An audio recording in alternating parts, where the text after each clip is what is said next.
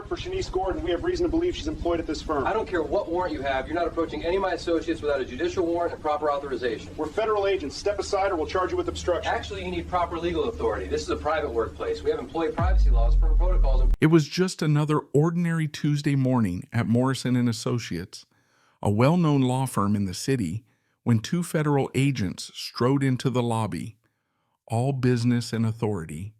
They announced they needed immediate access to the upper floors. Their target? A black female attorney named Diana Chen, working quietly on the fourth floor, probably unaware her day was about to become a national headline. Here's what these agents didn't realize. They just picked the absolute worst possible office for this kind of intimidation. This wasn't some generic business. Morrison & Associates specialized in civil rights and immigration law. Every hallway, every corner, every conference room was covered by high-definition security cameras, all ready to document exactly what would unfold. And what those cameras caught would end up shocking the nation, destroying careers, and sparking a federal lawsuit that forced real change. But before we go deeper, let me ask, where are you watching this video from? Drop your city or country in the comments below. If this is your first time here, go ahead and hit that subscribe button. Stories like this need to be told, and you won't want to miss what happens next. Let's talk about Diana Chen for a second.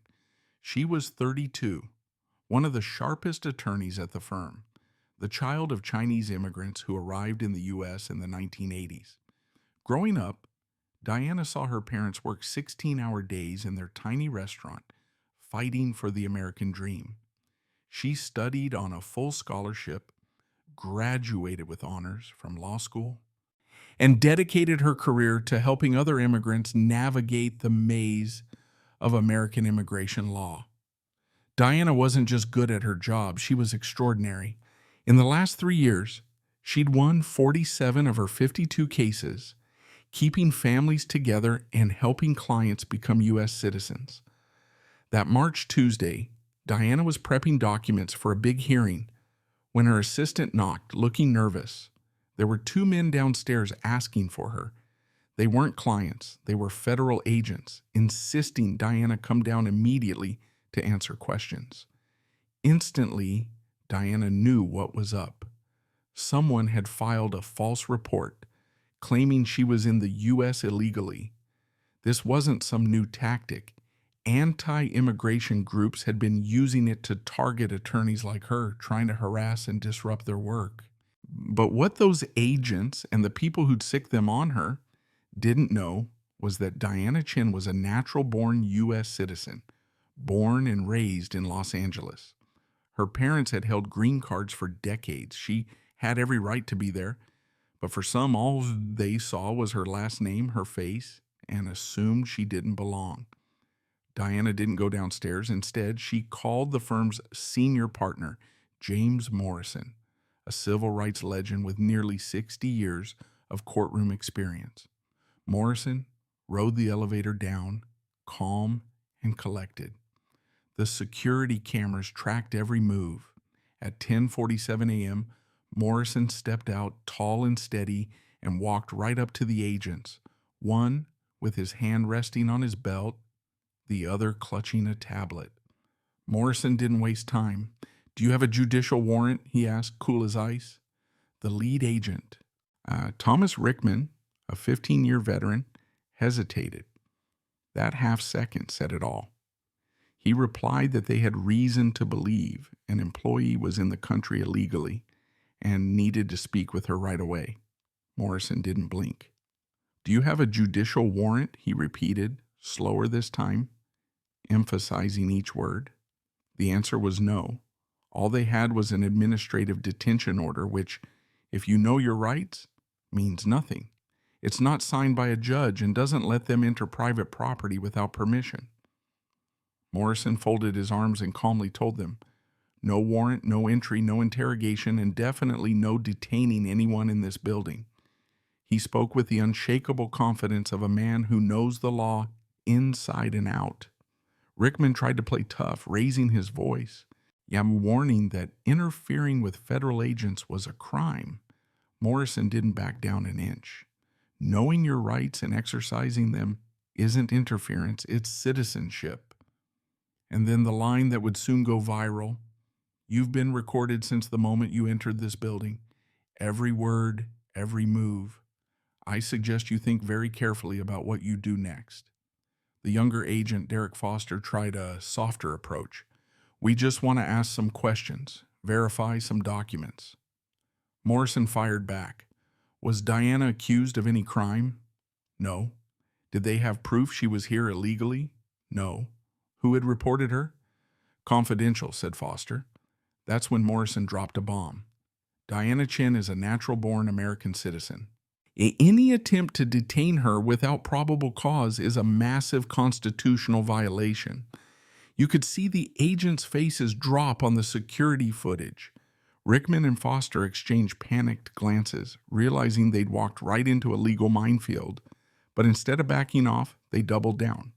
Rickman insisted they needed to verify her status themselves. Morrison wasn't having it. He told them to submit a formal request through proper legal channels. Nothing would happen today. Not in his building. Tension built in the lobby. Employees were starting to gather. The receptionist had her phone ready to call 911. Then Rickman made the mistake that would end his career. He declared they were going up anyway, with or without cooperation. Morrison calmly stepped between them and the elevators, not touching, but clearly blocking their way. Then he said what would soon be watched by millions: "If you go up without a warrant, you'll be committing trespassing, civil rights violations, and I will personally ensure both of you are sued for every last penny you have. Test me." The next 10 minutes became a masterclass in standing up to authority. Rickman radioed for backup. Morrison called the ACLU, put them on speakerphone. An ACLU lawyer was on the line in 2 minutes, confirming the agents had zero legal authority to enter without a warrant, and any attempt would lead to immediate legal action. Now Foster looked very uncomfortable. He whispered to Rickman, maybe suggesting they should back off. But Rickman, ego bruised, dug in even deeper. He accused Morrison of harboring a criminal and threatened to report him to his superiors. Morrison, still calm, replied, "I'll gladly speak to any supervisor about how your agents tried to violate the rights of an American citizen." Upstairs, Diana and her co-workers were watching everything on security monitors. Diana was angry, not scared.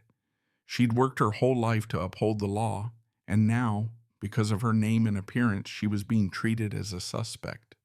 Her colleague Sarah Mitchell told her to wait. It was under control. But Diana wanted to confront the agents herself. 3 minutes later, 2 more ICE agents arrived as backup. Their supervisor, Jennifer Cole, quickly sized up the scene. No danger, just a lawyer defending his client's rights, with security cameras and the ACLU on the phone. Cole pulled Rickman and Foster aside, her anger clear from her body language. Then she approached Morrison, apologized for the mix-up, admitted her team acted on bad information, and said they'd be leaving immediately. Morrison pressed for the name of whoever made the false report about Diana. Cole promised to investigate but couldn't give details yet. Morrison made it clear they'd be filing a formal complaint and demanding all records related to this incident. Cole knew there was nothing she could say. Once the agents left, Morrison rode up to the 4th floor, hugged Diana, and said he was sorry she had to go through that. Diana, wiping away angry tears, said she wanted more than an apology. She wanted justice. She wanted the agents held accountable, and the person who made the false report exposed. Morrison grinned. "That's exactly what we're going to do."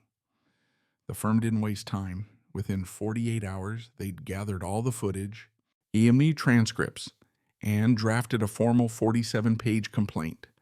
But Morrison knew this could disappear into bureaucracy if they weren't careful. So he did something bold. He leaked the security footage to 3 top investigative journalists, guaranteeing the story would go public. Within a day, the video went viral. People all over the country saw Morrison defending Diana, refusing to back down, and citing the Constitution like a boss. Comments flooded in. Most were outraged. This could happen to an American citizen, and the hashtag Justice for Diana took off. Civil rights groups, lawyer associations, and politicians all weighed in. ICE scrambled to say they were investigating the incident, but nobody really bought it. Meanwhile, Morrison's legal team pushed for more information, filing FOIA requests to unmask who reported Diana. AICE tried to block them, but a judge partially sided with Morrison. When a report is proven false and rights are violated, the informant loses confidentiality. The documents revealed the source, a group called Citizens for Legal Immigration, linked to white supremacist networks. Their website encouraged people to anonymously report suspicious immigration lawyers. Almost all were people of color. Diana was on their list. When that detail broke in the news, the public outrage exploded. It wasn't just about Diana anymore. It was about a systematic campaign to use federal agencies to harass lawyers of color. Morrison expanded the lawsuit, naming the group as defendants alongside the ICE agents, arguing conspiracy and malicious use of government power. The group tried to hide behind the First Amendment, but Morrison pointed out making knowingly false reports isn't free speech, it's fraud. And if it targets people by race or ethnicity, it's a hate crime. Pretty soon, more lawyers came forward. At least 8 others had been targeted with similar intimidation tactics, all people of color, all working immigration cases. Morrison realized this wasn't a one-off. It was a pattern. 6 months later, the case had grown into a class action with 23 lawyers as plaintiffs. A deposition started. Under oath, Rickman admitted he never checked if Diana was a citizen. He just trusted an anonymous website. He admitted knowing he had no warrant and still tried to intimidate his way in. Foster, the junior agent, broke down in tears, admitting he knew it was wrong but was scared to question his supervisor. And he testified that Rickman was notorious for aggressive actions, especially with Asian and Latino targets. The internal ICE investigation ended up harsher than expected. Rickman was fired for misconduct. Foster got a 90-day suspension and probation. The report openly admitted a lack of proper training and a culture of unchecked aggression in certain ICE divisions, a rare damning statement for a federal agency. Diana's life changed overnight. She became a reluctant public figure, invited to speak at law schools and civil rights events. She didn't enjoy the attention, but she recognized her story could empower others. In one interview, she described how, for the first time, she realized that no matter how hard you work, how well you follow the rules, your identity can still make you a target. She wanted to make sure no one else went through what she did. 3 weeks before trial, the government settled. $7 million divided among the 23 plaintiffs, with Diana receiving $1.2 million. But the money was never the point. The real victory was the policy changes. All ICE agents would now undergo intensive training on constitutional rights. Any improper detention of an American citizen would mean immediate disciplinary action. A public database would track complaints against agents to catch patterns early, and the hate group's website was shut down for good, forced to admit their harassment in a public statement. Diana used her settlement to create a foundation supporting professionals targeted by discrimination and government harassment.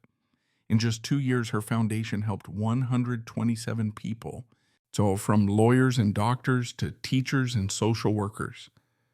Morrison, before retiring, called the Diana Chin case the most important of his long career, not for the money, but for proving the system can work.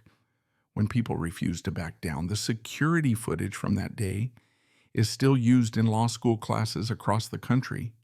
Students watch Morrison standing tall in the lobby, calmly blocking authority, and learn the most important lesson. Knowing the law isn't enough. You have to be brave enough to stand up for it. Rickman never worked in law enforcement again, his name permanently tied to civil rights violations. He even tried to sue Morrison for defamation, but the judge dismissed it instantly. You can't sue for defamation when the truth is caught on high-def video. Some say it was just one mistake. Diana disagrees. It was a choice, not a mistake. Choices have consequences.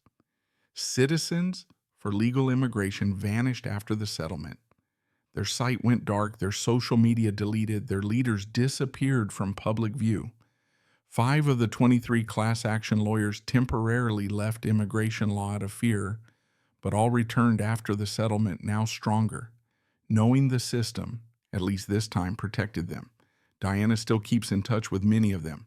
Every year they gather, not to celebrate what happened, but to remember why they keep fighting. The real takeaway here isn't just about a law firm standing up for an employee. It's about what happens when powerful people try to ignore constitutional rights, and what happens when someone with courage stands in their way. It's about the power of transparency and about how a simple security camera can hold the government accountable, and how hate groups lose their power when exposed to the light. Today, Diana still works at Morrison and Associates. She's still fighting for immigrant families, still taking on impossible cases. And when agents show up now, they know exactly who she is, what she stands for, and what will happen if they cross the line. Sometimes justice really does win.